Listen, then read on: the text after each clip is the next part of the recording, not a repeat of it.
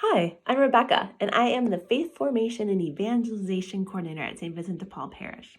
And one of the things we've been talking about as a staff is how to provide content to you that you can either engage with or consume. And so we have lots of opportunities for you to engage on our Facebook page. It could be watching live streaming Mass and posting a selfie, adding songs to our Easter playlist, participating in the weekly rosary prayer. And this will be a space for you to consume. So there'll be a reflection, both recorded on video and written, posted each week. And I'm calling this the iSOULation. So it's ISOUL, not ISOL. So hopefully this is a spot for you to nourish your soul as we're sort of withdrawing and sheltering in place here. At the end of both the written and video, there will be some questions for reflection, and you can add those to your weekly prayer practice. If you want to post comments and share your responses to those questions, you're welcome to do that, but just do whatever you're comfortable with right now as you attempt to nourish your soul in isolation. So, back when we were sitting on wooden pews and shaking hands during Mass, we heard a gospel passage from Matthew. And it was on that first Sunday of Lent that we heard the story of Jesus being tempted by the devil after he was alone in the desert for 40 days.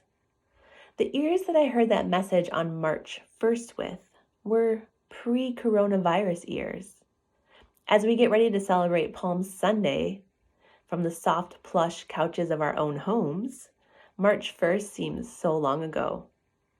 Revisiting this text and the entire Gospel of Matthew, for that matter, with coronavirus ears, opens me up to seeing what the results of being removed from the crowds, withdrawing from society and family and friends can be. No, we don't like staying inside or refraining from seeing people we care about. We miss our kids going to school. We miss filling out NCAA brackets and watching live sports on TV. And Jesus likely wasn't too thrilled about being in the desert and hungry for 40 days. But dare I say, it turned into something pretty awesome. It's at the end of Jesus' 40 days that the devil comes to tempt him. And it's after experiencing 40 days of solitude that Jesus is able to remain strong and firm in his sense of self and conviction of faith against all that the devil offers. Hearing this story now with coronavirus ears, I can't help but think that while fasting in the desert for 40 days is no doubt trying and slightly more agonizing than sheltering in place until April 30th, Jesus seems strengthened by this experience. Perhaps he figures out his game plan for public ministry, or maybe he grows in self-confidence and decides once he gets out of this desert, he's going to step into who he is created to be. Once Jesus abandoned his, albeit self-imposed, social distancing and leaves the desert, he begins his public ministry.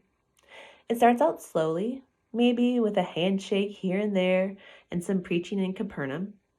He begins his preaching by himself, but then he calls his first disciples, Simon and Andrew.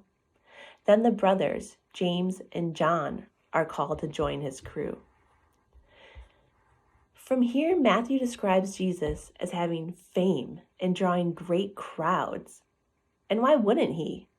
He delivers the Sermon on the Mount, a classic that perhaps similar to a Neil Diamond song about hands touching hands, which we're not supposed to do right now, just about everybody knows. He heals people. Stories about parables flow from his mouth.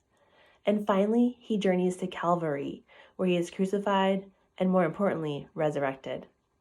All of this follows his 40 days alone in the desert. Well, our 40 days is almost up, and I'd be willing to wager that most of us have given up more for Lent this year than we had anticipated we would on Ash Wednesday. What we shouldn't give up on is the hope of the life-changing event of the resurrection, and how these days of being withdrawn from the world and others can strengthen us. Matthew tells us of Jesus' experience in the desert. Angels came and ministered to him. In the midst of our isolation, I see and hear stories of angels ministering to people. whether it's through the donation of PPE equipment to healthcare officials, prayers being lifted up on behalf of others, or groceries being left on doorsteps. Caring for one another continues. As we remain sheltered in place, we are not only being given angels in our life, but we are no doubt angels to others. Imagine what can be done if we allow this time of solitude to strengthen us for the day when we are gathered back together in the joy of the Easter resurrection. Okay, a couple of things to think about. How can I take this time of isolation and social distancing to pray about and discern whom I'm created to be? Next question. What will my game plan be, or what do I hope to do when sheltering in place end? The third question, who has been an angel ministering to me? And the fourth and final question, how can I, or how have I been an angel ministering to others during this time? That's it for this week.